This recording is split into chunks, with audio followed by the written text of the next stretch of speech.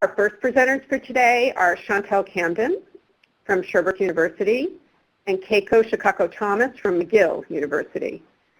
Their talk is titled Engaging Stakeholders in Rehabilitation Research, Literature versus Reality. Chantal and Keiko, are you ready? We are. All right. So thanks so much for the introduction. So hi everyone, I'm Chantal Camden. So I'm a physiotherapist by background, and I'm an assistant professor at Sherbrooke University in Quebec. And hi, I'm Keiko Shikako-Thomas. I'm an occupational therapist by background. I'm an assistant professor at McGill University in Montreal. It's a pleasure being with you today. Right, and just to let you know, we are physically in two locations. So Keiko is in Montreal, and I am in Sherbrooke. So we'll try our best to make sure that everything goes smoothly, but if ever we jump on the conversation at the same time, please excuse us. So now we'll go quickly through the first slide, which is just a disclaimer to let you know that our views in this presentation are only our views.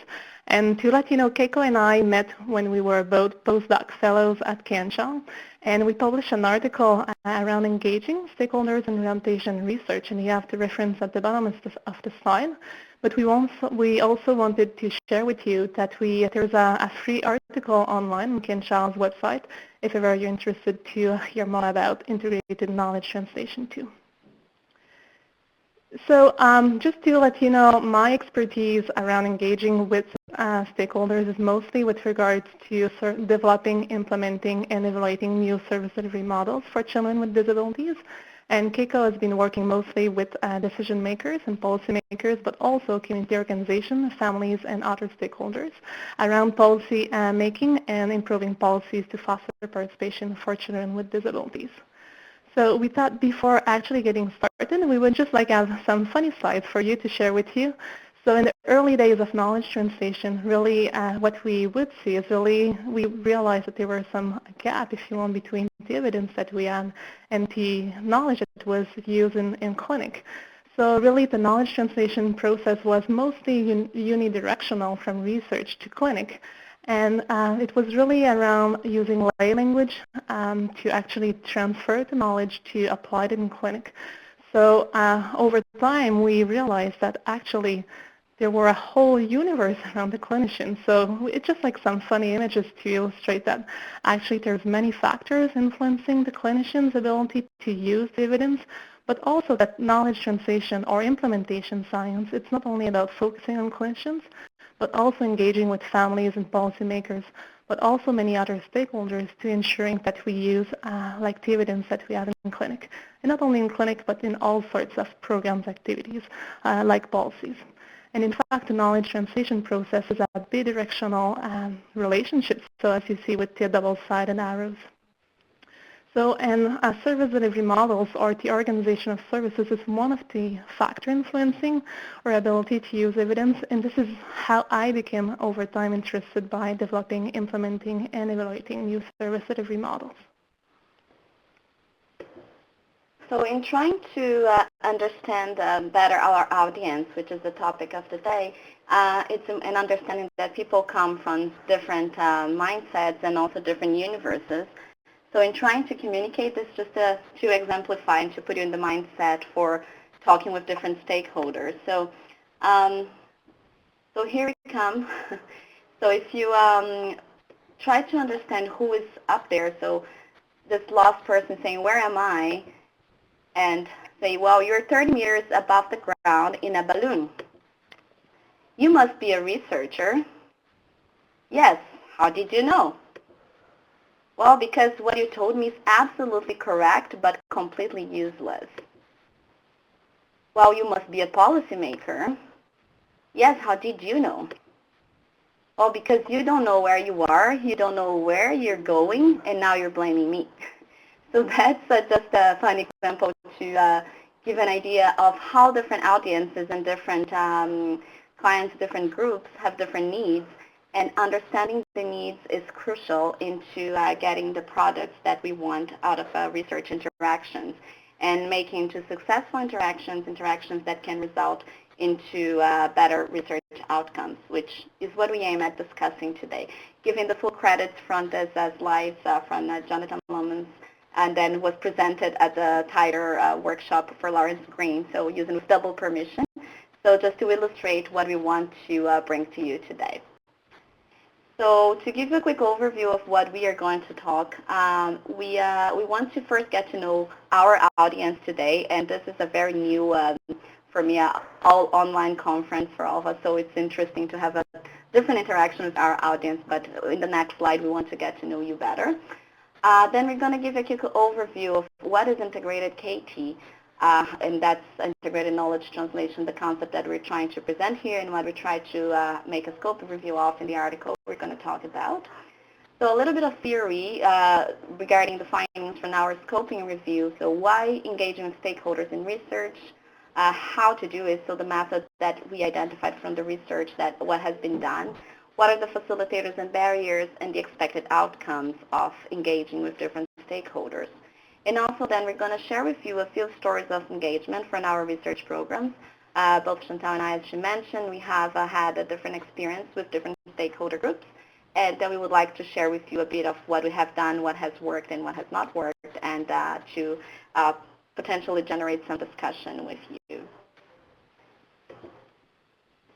So that brings us to a first question.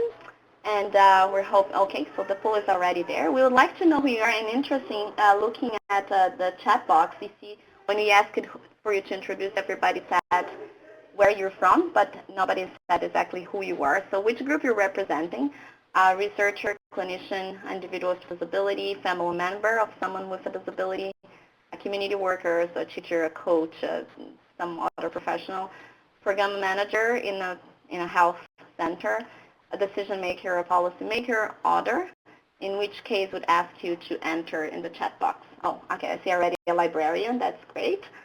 And I apologize for not being listed. We're learning that, so that's good. And the next time we'll have librarian as an option, that's great. Multiple attendees are typing, so we're going to give you a few minutes. We have a communicator, knowledge broker, okay, that's great. Scientific coordinator, KT associate, another librarian, research fellow, program support assistant. Can you choose more than one? Yes, you can. If I'm not mistaken, I think you can. Yes, if you fit in more than one category, I think you can mark 2 categories. Try that. I'm not too familiar with the question options, but I think you can, okay? Oh, in fact, you can't? Okay, sorry. Thanks, Chantal. Okay, so just pick one that represents you the best, I guess, the one that you do most of your time. Let's try that. Okay, we have KT specialist. Yes, sorry, we just learned that we can't, I know. So we're learning as we go. So, okay, but choose the one that you think represents you the best. That's okay. That's just for us to get a bit of a feeling of who is out there. Okay, so we have master's students, have graduate students, we have lots of KT coordinators and associates. That's great. Good to know that those positions are out there. And training specialists, so we do have a majority of researchers. Looking at our poll, we have a few community workers, that's great, program managers, and other, which are the many different people who are typing their answers in the chat box. That's great. So thank you for participating in that. That's good to know that who are we talking to, and for you also to feel free to at any time to enter questions at the chat box and interact as we go. So let's move on to the next one. So move on to Chantal. Yeah, sure. So we would like to know which strategy you think has the most impact on your academic career. So again, there's only one option, so choose the one you think really has the most impact. And if you select other, again, please use the chat box to actually indicate which strategy you think has the most impact on your academic career.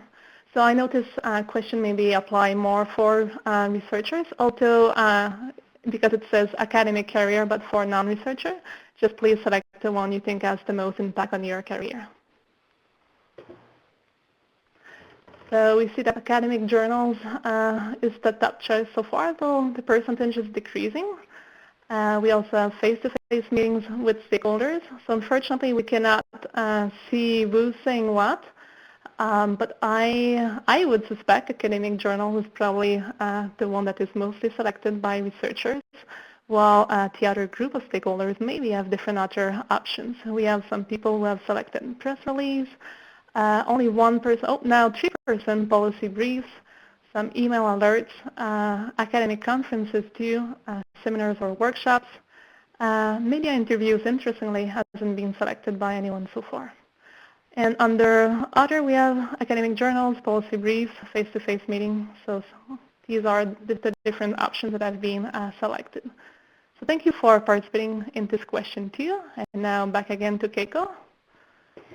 So we wanted to do a very interactive as much as possible in an online environment. So we really want you to be active and thinking about it. So now we asked before what's the strategy that has most impact on your academic career, but now if we think of which strategy do you think has the most impact on clinical practice, so on really changing clinical practice. So here we have academic journals, press release, policy briefs, email alerts, academic conferences, seminars or workshops, face-to-face meetings with stakeholders, media interviews or other, then in which case you can type in the chat box. So let's give you some time to respond to that one. And of course, this is to set up the mind on what are the different things that we have to respond to. So we all have to respond, being the majority of us, or half of us being researchers, we know that we have to respond to progress in academic career, and those are some traditional standard dissemination means. But when we think of impact on clinical practice, chances are, from your answers, we're seeing that your beliefs and experiences show a different reality. So the majority of participants have chosen seminars or workshops as the main form to change clinical practice. So that's very interesting, followed by face-to-face meeting with stakeholders, and a few of you took policy briefs, and of course, when you're talking about clinical practice, so it is really interesting. So I'm seeing another options in the chat box as so seminars and workshops, management support, sort of I guess changing employment culture. So that is really great. So you are all participating, that's great. And what a huge disconnect between researchers and clinicians, yes. So it is really interesting, and that's exactly the point that we want to make throughout the presentation, that the forms that we use to engage with stakeholders and the formats also that we choose can be significantly different. So that's very interesting to know, and that's what we're going to bring next.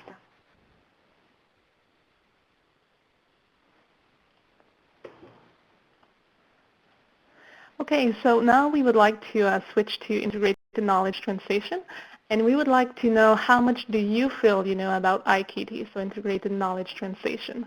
So we have, again, only one option, and that ranges from not at all to a lot. So just to get started and know a little bit how people feel confident in their knowledge regarding integrated knowledge translation.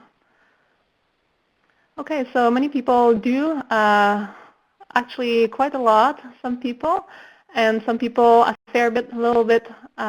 Okay, so that's great. That's great for us to know that there's hopefully things that we can share with you today.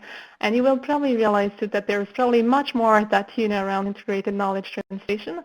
As you know, often different words are used for the same thing as synonyms. So now we'll switch from integrated knowledge translation to actually engaging. Thank you. So to actually engaging with stakeholders. So we would like if you could use the chat box to respond how you would, only in one word, describe what you know about stakeholders engagement. So when you hear stakeholder engagement, what does it mean to you? And I see in the chat box that there was some conversation going on that you were missing the strategies like social media apps, which is very interesting, and it's true that those are more recent interaction means, and that should be good to consider from the previous question. Totally. That's a very good point. So this is emerging KT strategies, and we should probably acknowledge it in our next presentations and options. So now with regards to one word that describes stakeholder engagement, we have different things around communication, collaboration, understanding, dialogue. So lots of things actually around communication. Teamwork too, and collaboration comes up quite often, sorry. Being heard, participation, foundational, power sharing, that's actually all very good words that will come back through the discussion. And so just to let you know, integrated knowledge translation is about stakeholder engagement throughout the research process. So integrated knowledge translation is about power sharing, communication, collaboration, participation, and so on. So all words that you already listed in the chat box. So thanks so much for that. So now, because we are talking about engaging with stakeholders, we would like to invite you to respond again to another poll question. And we would like to know with whom you have engaged in research previously. And for this one, you do have the option to check one then more box. So please check all that apply. So many people have engaged with researchers, which is kind of typical, right? Research teams, and nowadays, every day, we have more researchers normally involved in research projects. With individuals with disabilities, actually that's pretty good. We have 68% so far, people who have already engaged in research with individuals with disabilities. Families of individuals, service providers, community leaders, so teachers, coaches, librarians, we would include there too, healthcare program managers, decision makers, and other, let me see. So with many different people, I guess, policymakers, people from the industry too, very good to know. So we have actually you have been engaged with lots of people already in your knowledge translation efforts. So it's really great to know. So you do have lots of experience, and we're really looking forward for your input as we go through the presentation. Please do use the chat box to actually share your ideas, stories, or ask questions as we go through the slides. So now, I promise that's the last poll question for a little while. We would like to know how much time you think it takes to move research from basic science to clinic or to clinical practice. So we have 5 different options from 0 to 2 years, 3 to 5, 6 to 10, 11 to 20, or more than 20 years.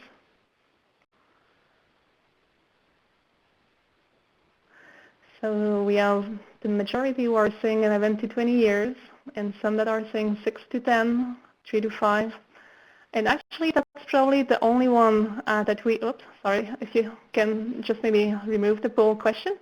The actual good response, if there's one, there's some authors who are talking about 17 years because it's the time that has been found in median over a systematic review to actually see and evaluate the time it takes from basic science to clinical practice. Now, the study is a couple of years, it's a couple of years ago, but exactly, so someone said it depends, obviously, right? So there's some recent experience where the stars aligned, Mindrunner was having legislative support and dollars. So exactly, there's lots of contextual factors that will influence how fast actually the evidence are moving into practice.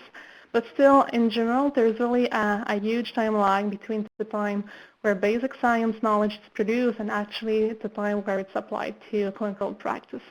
And some authors have suggested that we could actually engage with stakeholders in the research process to fasten, if you want, the application of the basic science knowledge into the clinical practice. Right. So that brings us then to the next, to the topic. So that's a lot of participation. Thank you all very much for engaging so far. So we have then the question, why should we engage with stakeholders? And I'm sure that all of you who are attending here are it's preaching to the converted. But so we saw what is saw in research. There are some pragmatic reasons. So let's say it's easier it facilitates the research process. It facilitates recruitment if you have your stakeholders engaged from the beginning. As Kate mentioned in the chat box, if you have an experience when everything is aligned, when the main drivers are already involved and are committed, and fund-wise and action-wise, if they're all committed, that makes research process easier. So that's a kind of a practical reason to engage with stakeholders. There are also some theoretical reasons. So if you have to justify as a given framework, if you're saying you're using a participatory action, a research approach, or if you need if you're using qualitative design where you really want different stakeholders' input is crucial to responding to your questions. So that might be why you would engage with them from the beginning. Sometimes, and in some places, it's already mandatory too. So we know, and in Canada, there's for sure a trend to engage or to have knowledge users listed in grant applications. And I know it's true of NIH, and I'm sure in the U.S. there are similar requirements to have stakeholders as part of your research team and listed as such and actually saying how they're going to be involved. But most importantly, from a perspective viewpoint, it's really that by having stakeholders engaged, we can identify what are the relevant research questions. We can really link the results that we are looking for with creating the knowledge that is already needed. And then as it's ready to be used, it will be readily transferable as well. It will be relevant for the group, and it will be used to solve real-life problems and real-world problems as opposed to problems that are only relevant in the research setting.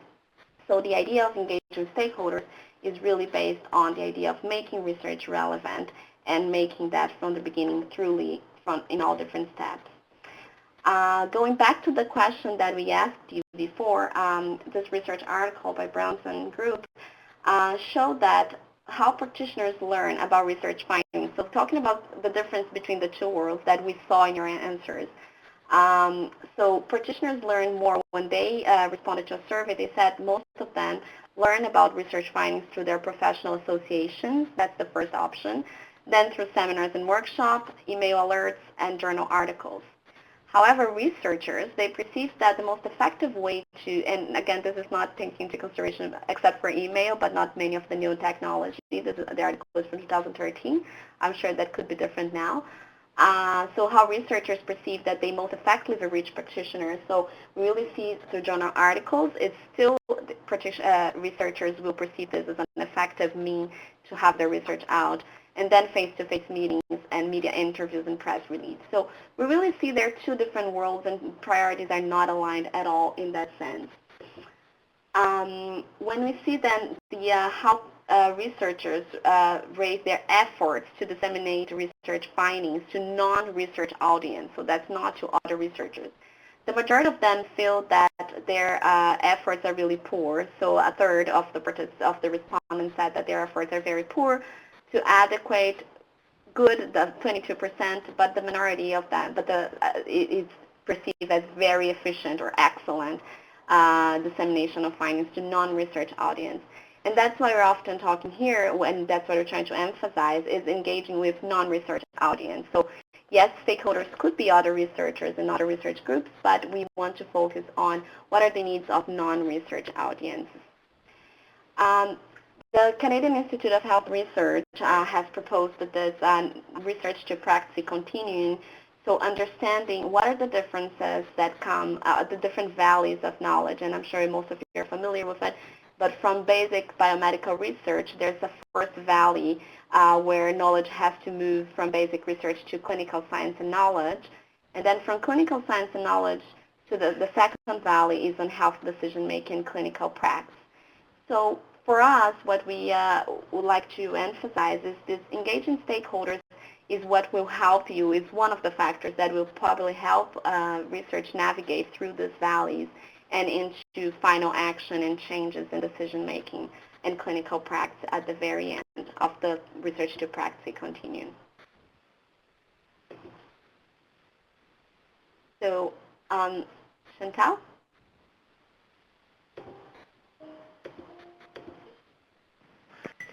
Fine. So if you want to see on the slide some traditional examples of KD strategies, so there is actually different steps that we will often talk about: dissemination, diffusion, or application of research knowledge.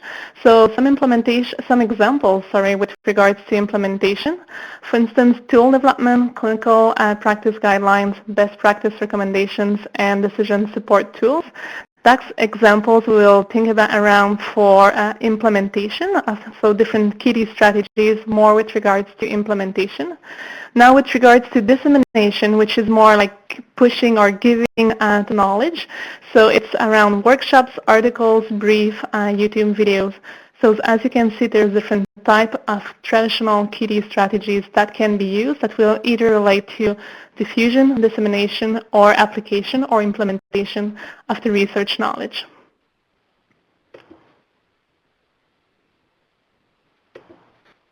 Okay, so when then we are talking about the difference, sorry, just a glitch on that. Okay, so when we're talking about then engaging with stakeholders, so the difference between just traditional KT approaches and integrated KT approaches is really to understand what are the stakeholders have an interest on the research, who are the knowledge users that could be engaged throughout the whole research process as opposed to just receiving the knowledge that is produced or using the research evidence that's being produced at the end. So what is proposed in this IKT approach is really work together to shape the research agenda. So it's not only coming with an agenda that you have set up or thought of as a researcher, but understanding what are the needs that are identified by the public, by the different people before you actually start and apply for a grant even. Also being involved, stakeholders being involved in decisions about methods, data collections, and tool development, and interpretation of findings and dissemination of results, including choosing the best strategies to disseminate results, which resolves the problem that we discussed in the questions before, which is like if we don't know, if we're not understanding exactly what the public wants, they can help you if they're engaged in the process. A few examples of initiatives that are moving towards integrated KT. In Canada, we have the Strategic Patient-Oriented Research, and in the U.S., equivalent to the Patient-Centered Outcomes Research Initiative, PCORI. Both of them are putting stakeholders, patients in that case, at the center of research teams and delineating clear engagement rules and plans. Also, the NHS, so in the UK, the equivalent of the Involve framework, it proposes a new research approach where research is being carried with and by the public as opposed to or about or for the public. So that makes a whole difference in understanding how you are developing your research proposal and how you are applying it at the very end. Also, the Involve framework proposed some very interesting values for engaging stakeholders, which I think are crucial and are important for us to incorporate into our values here as well. So those are respect, support, responsiveness, transparency, diversity, and accountability. So the idea that those values, they should transpire, they should be part of each of the steps when you have people involved. So they respond to their needs, you are transparent about the process, there's no magic happening in the middle that people don't know how the research finding went from this to that. A diversity of stakeholders represented and being accountable to the needs that are identified by the public. So those values are very important, and the references are there if you want to know more information about the Involve framework. So what does having the stakeholders at the center, what does that change is it really helps passing those values of knowledge. And then there are different ideas of things that have been happening, engaging stakeholders within those values of research. So, for example, epigenetics, personalized medicines are ways of interpreting basic biomedical research, engaging people to move that into clinical science. From moving from clinical science to clinical practice and healthcare decision-making, there are several patient-oriented research support units that's here in Canada, but I'm sure they're equivalent in the other places. Also research networks that include, associations, groups that are not only research groups, but are also stakeholder groups represented. Community-based primary healthcare and community-based rehabilitation are great examples of transposing from the clinical science to the clinical practice. And finally, the evidence-informed healthcare, which is what we all want to achieve at the very end. Also, the CFIRM, so the Consolidated Framework for Knowledge Implementation, is an interesting and another framework to understand stakeholders' involvement. So it really, there are many different interesting aspects, and I encourage you to go check the full reference. in understanding the outer setting and the inner setting and what are the different processes that research has to pass through to really adapt and transform, for an intervention that is unadapted initially. So for an intervention that came just out of a research study to an intervention that is adapted to the real setting or to the real environment. But what's important to understand here is that the individuals involved in the research process, they are at the very core of the whole transformation and implementation process. So individuals within the inner setting, within the outer setting, they are involved in doing and they are involved in understanding and adapting those needs. So all those different frameworks that exist for knowledge translation, integrated knowledge translation, dissemination, and implementation science, the different names that are to it, it's important to understand that they have engaged in stakeholders at the very center of this discussion. So that brings us to another question, and that's for to make sure that you're all still there. So we'd like to know how much evidence do we think we have about the outcomes of engaging with stakeholders in rehabilitation research? So engaging stakeholders in rehabilitation research, how much information do you think there's out there? So not at all, a little bit, a fair bit, quite a lot, or a lot. Or you can choose not to vote.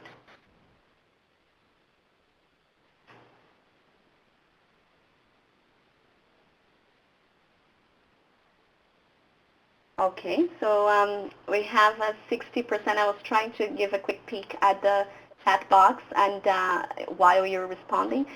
So I see lots of very interesting comments and questions. And we'll try to have some time for discussion at the end of this presentation, but if not, there is a discussion time at the end of the afternoon. So we'll try to get back to your questions at either of these times. We have very interesting points here. Okay, so sorry, can you bring it back, the responses? But I think the majority was saying was for the second option. I think it was around 60% maybe for a little bit. Okay, a little bit. Okay, I see that. Okay. Sorry. Okay, so the majority of participants think there is a little bit of information, so not a lot available. And so that's what we're going to tell you about now. On to Chantal. Yeah, because in fact, this is exactly what we were wondering. So how much evidence did we have around engaging stakeholders in research, and more specifically with rehabilitation research? So it's actually how Keiko and I started to work together in this topic of integrated knowledge translation or engagement of stakeholders in rehabilitation research. And there's actually the scoping review we conducted is already published. So we just want to go very quickly over like the findings of the scoping review because we decided we preferred to have more time to engage with you either virtually through the chat or hopefully to respond to your questions at the end too. So really we'll go quickly over the findings and hopefully have more time at the end to discuss and also to share some of the examples how we actually use some principles in our own projects. So we did a scoping review based on the Levac principles. So there are 6 different steps, and step 1 is actually identifying the research question. So for us it was how is stakeholder engagement being conceptualized in rehabilitation research? And these questions included to define who are the stakeholders, what strategies are used, what factors influence engagement, and what are the impacts of engagement. So I won't go over like the slides, and I apologize, it's probably a little blurred on your screen. So but basically doing a scoping review, the process is similar to most of the different type of reviews, except we do not evaluate the quality of the studies. So, but as you can see through the flowcharts, it's actually a process of selecting the articles and then extracting the information and analyzing the information that comes from the article. So what we did is to actually extract this and analyze the information with regards to our research questions for 19 articles. So in a nutshell, the positive findings that were highlighted by our scoping review, there's 2 things in this slide. So the first one is that there's a variety of stakeholders involved. And actually it has been already shown by one of the slides where we had a questions for you, and you said as a group that you have been involved with all these different stakeholders groups, so including individuals with disabilities and their families, clinicians, individuals representing community groups, decision makers, program managers, and so on. So the second thing was that the involvement was actually happening at different steps of the research process and including different actions. So it was really from identifying the research questions up to disseminating results and implementing action plans. Note that not all of the research and engage with the stakeholders showed all the same the steps, but in some steps. So most of the research process would have included the stakeholders in 2, 3, or 4 different steps, but collectively all the articles have been able to engage through all the different steps. And with regards to the actions, so the stakeholders, besides or going beyond the actual research steps, the stakeholders were also involved in identifying service users' needs to understand the experiences of service users, but also to really develop new interventions and evaluate it. Now, if we go for the areas of improvement, there were only one article that we found, and again, it's not like an exhaustive systematic literature review, but in the scoping review, we only found one article that clearly reported having engaged stakeholders on writing results, so really on publishing and having like the stakeholder as a co-author. Now, we might wonder if it's something that we should do or must do, but that's certainly something that we wanted to highlight. Now, maybe equally or even more important, no studies formally evaluated the strategies used. So there were a lot of strategies suggested to engage with stakeholders, but the outcome of these strategies was not evaluated, and only few studies used data collection to evaluate the factors influencing engagement or the outcomes of engagement. So that's the reason why on the next slide we have perceived impact of engagement, because we really have very few evidence with regards to the real impact or documented impact of engagement. But what we believe are the impacts of engagement, it relates to creating partnership and building value, making knowledge more easily applicable and facilitating the research process, and empowerment of stakeholders too. So now the last thing that we wanted to highlight in the scoping review was actually how to do it. So what are the strategies that can be used to engage with stakeholders? And as the image illustrates, respect is probably like building respect, and it's also like relating to the keywords that you had at the beginning, so collaboration, communication, negotiation, etc., power sharing. So many things related to respect, and there were 6 different strategies that relate to identifying stakeholders. So really how to identify stakeholders, how many stakeholders to have on board, which groups to decide to report. So really there were key strategies and things to pay attention around the identification of stakeholders. The second one was around having very clear and defined roles, but also opening up for the opportunities to renegotiate roles as the process evolves, and making sure that it's not fixed role, if you want, but you offer the stakeholders the opportunity to redefine themselves, their own roles. The use of committees, so advisory committee, working committee, etc. There were different names, but basically it was always bring people into committees that meet monthly, every 3 months, and that would overview the research process. Supporting stakeholders was another strategy that was mentioned. So training stakeholders formally or informally, sometimes having people accompanying the stakeholders. So it was particularly true for individuals with disabilities. Sometimes the research group would have someone especially identified to accompany and support the stakeholder to ease its participation throughout the process.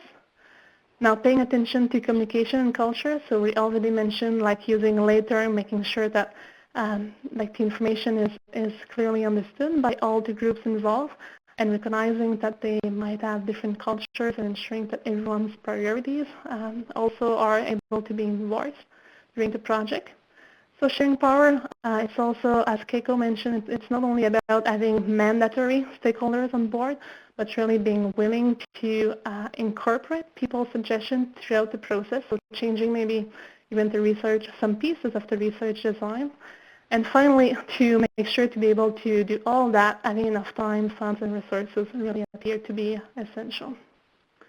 So now it might seem to be fairly easy principles and strategies to use, But actually, based on our experiences, when you actually try to start doing it, sometimes it's a little bit kind of overwhelming, and there's always things that don't go as planned.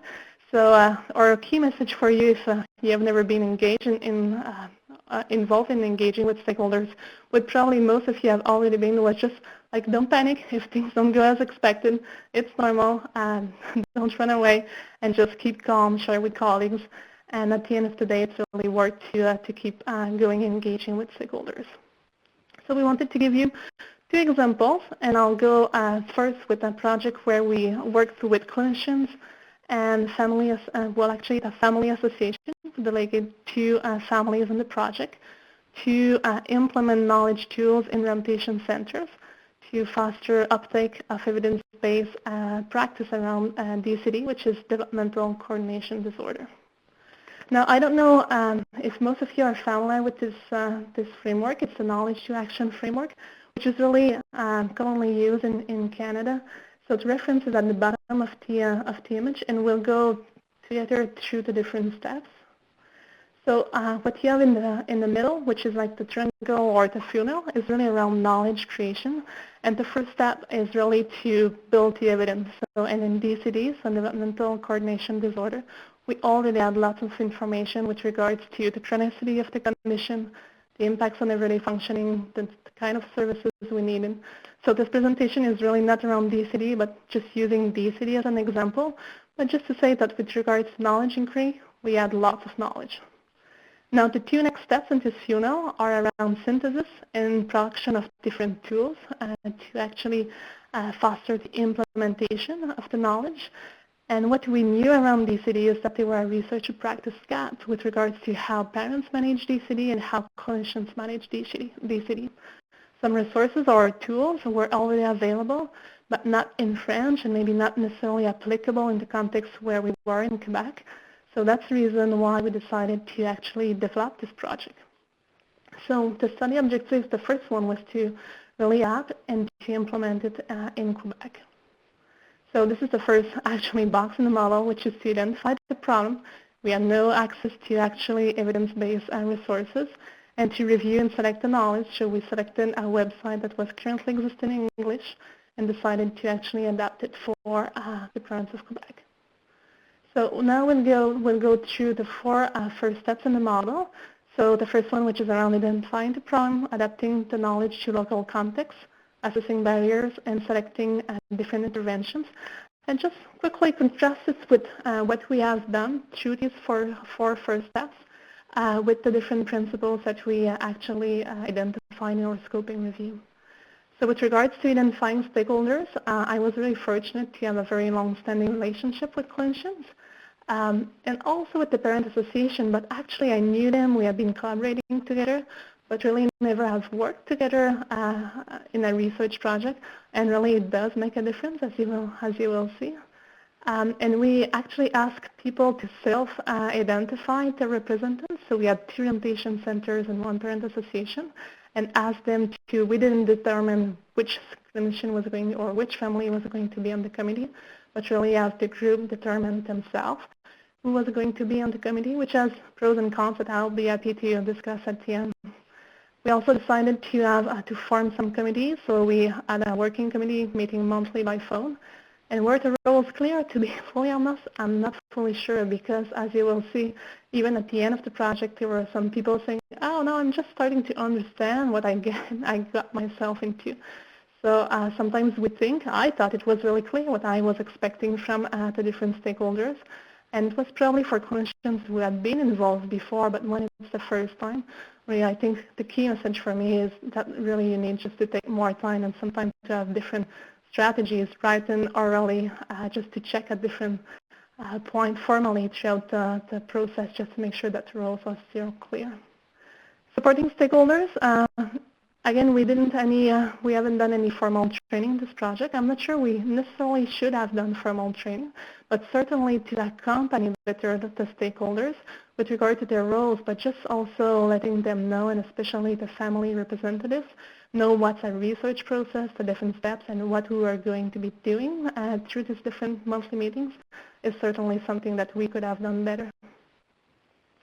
Now, with regard to paying attention to communication culture, I think making sure to use lay terms and to ask and to make sure people feel comfortable to ask questions if they do not understand, I think it was key and it went pretty okay.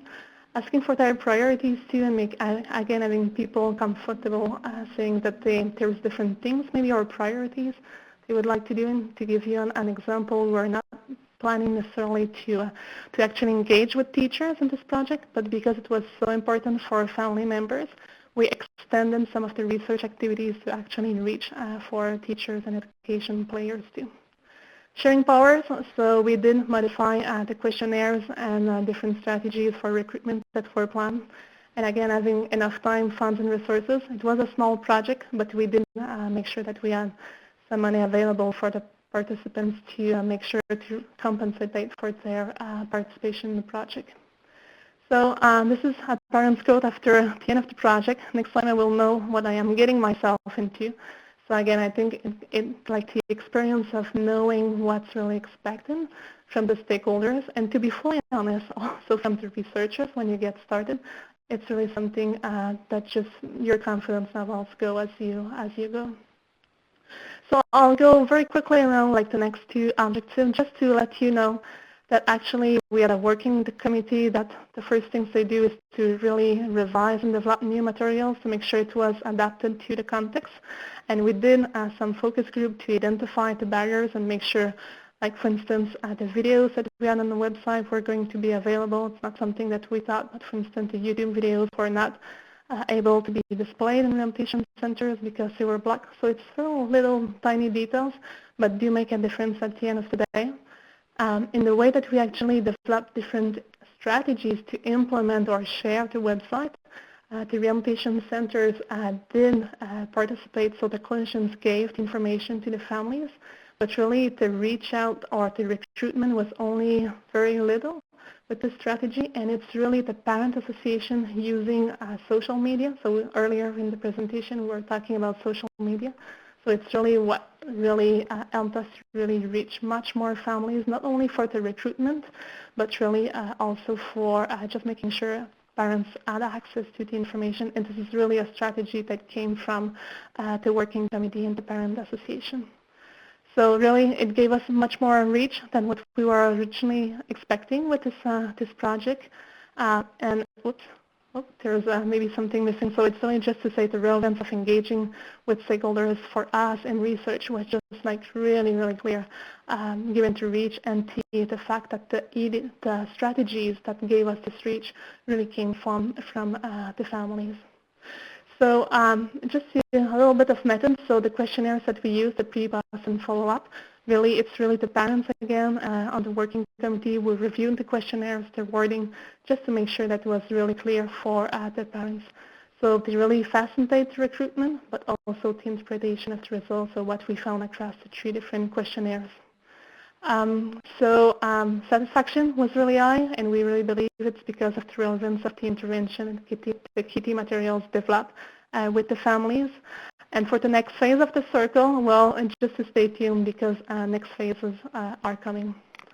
So quickly, it was one of my experience. So having long-standing relationship based on trust and transparency is really something that is really helpful. And planning for extra time for each step, each meeting is really something that we need to do too to make sure that we are able to meaningfully engage with stakeholders. Otherwise, there's also a risk of symbolic participation. Again, it's not only about having stakeholders there, but really being able to ensure that there's a meaningful participation. And as researchers, I think we really need to be trained and supported to actually be able to meaningfully engage with stakeholders. And there's a couple of resources listed at the bottom, and I just want to bring your attention to the Peer Review Research Institute, where there's actually an amazing structure that has been put into place to facilitate families' engagement in the research process, but also to really support researchers who want to engage with families.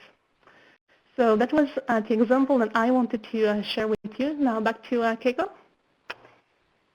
So we'll make get our time warning, so that's good. We'll make it very fast, this last part.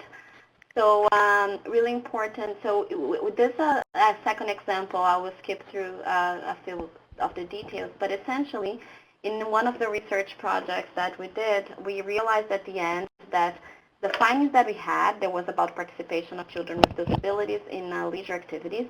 It was not as relevant to clinicians as we thought it would be. It was very important for families, but clinicians felt that this was a message for policymakers and not for the clinicians. So that brought us to engaging with a whole set of different stakeholder group that we were not initially used to work with. So that's I'm going to quickly tell you about.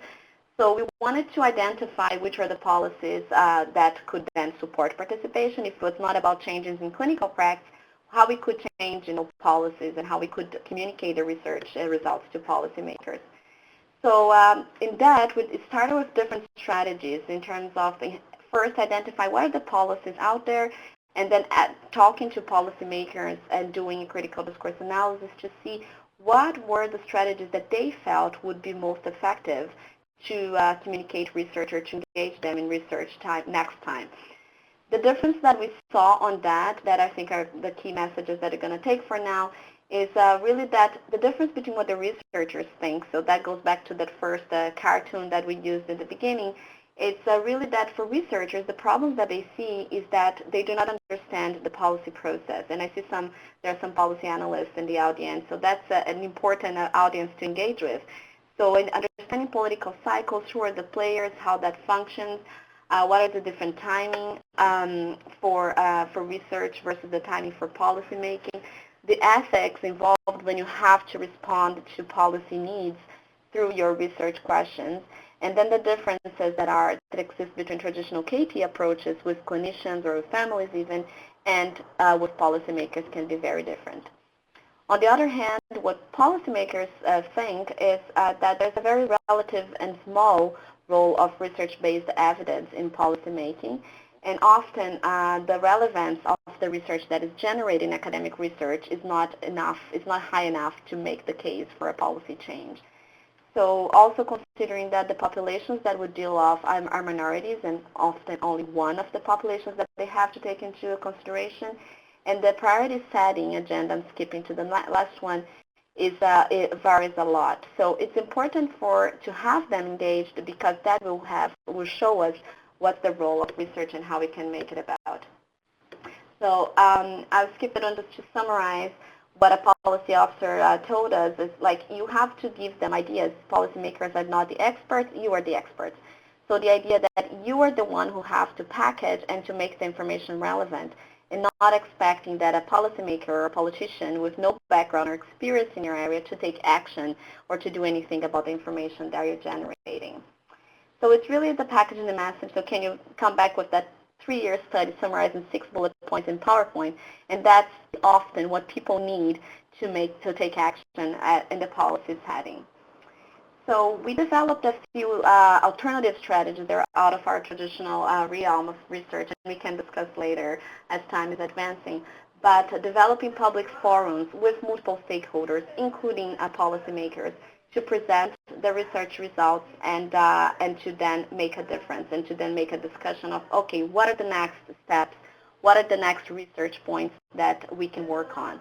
And then establishing a policy dialogue where we would have all the decision makers with no pressure from voting groups or from other groups, where they can feel comfortable enough to discuss the issues that they're seeing on the research findings, and to have a deliberative dialogue on understanding how this is making. So we are now working towards that and generating policy dialogues in rehabilitation research, especially in childhood disabilities, is what we're trying to work on to achieve a more connection with policymakers. And I realized I lost connection within the Adobe Connect platform, so, but I hope can you still hear me okay? Okay, Yes, we're still there. I cannot move. Yes? We can hear you fine. Mm-hmm. Okay, sorry. I cannot move the slides. For some reason, I get the Wi-Fi one. Anyways, so I would just skip to the very end. So what we have identified then, what's important, is engaging with different audiences. So it does include families. So policymakers do come a lot, rely a lot on the information that comes from families. So what families want may have a much higher and much important voice than what researchers say that is important. So if you're working with families and with policymakers at the same table, that's a double dip. It's good. So we can have also the voices of community organizations, which are groups that we're not often, thank you, that's a good slide, that are not necessarily involved in normal groups. So try to talk to associations, see who are the other groups that you traditionally didn't have to, and then understand that the questions that policymakers are faced with are usually about cost and benefit. So that those are questions that we have to address and that we not often address in rehab research. So that was an example, which I'm going to skip for interest of time, but of things that family identified that we could provide a solution that came from research. In that case was an app identifying activities related to leisure for children with disabilities. And then we had the buy-in from community organizations and other groups. And finally, we got attention from policymakers and saying, okay, how we can use this information to then develop better programs or to change our funding structure, how we can use this information somehow to respond to questions that we already have, and then we can integrate with research. So quick challenges that it's important to keep in mind. It's not possible to make everyone happy, but you can be the middle ground, you can be the mediator and try to find what are the needs of different groups and try to respond them as much as possible and as ethically as possible within research projects. You have to get out of your way, and you should establish ground rules before you start so that everybody knows exactly what they're getting into and what they can expect to have out of it. You need to be responsive to the different group needs. You have to understand the motivation. Various political cycles, for instance, various community groups have interest on and off depending on what they are working on, but that's okay. Change can occur over time, and if you develop established relationships, even when scenarios change and political cycles change, you can still keep on going and develop a good work. So that's for our final words. Chantal, you want to? Okay, so in conclusion, so we do know that integrated knowledge translation is a way to understand your audience and their needs. We do have to determine which are the additional audience that you're trying to reach who are not already at the table. So who are the community groups, the policymakers, who are the people that are not traditionally involved that you can invite in and then can make your research more relevant. And so what are the barriers that exist there and what the actions required to overcome those barriers. It does need to be carefully planned. It should be budgeted for. It should not be just a quick add-on at the very end, and does require traditional solutions, untraditional solutions, but it's a very rewarding experience. So next we're going to hear about different environments, formats, strategy to policy outcomes. So we really hope that this can help you and summarize the day and get us started at this conference with having in mind the different audiences and what are their needs. So I think for time we're going to have to skip it, but maybe you can think about it or type it really quick in one word what you learned today. Type it in the chat box, and I guess we'll have questions. I've written down some of the questions that you've put down, but we can have that more at the end. So keep bringing on your, in one word, what you learned today. That's good for learning as a learning strategy, but we can bring back to the discussion at the end for more questions.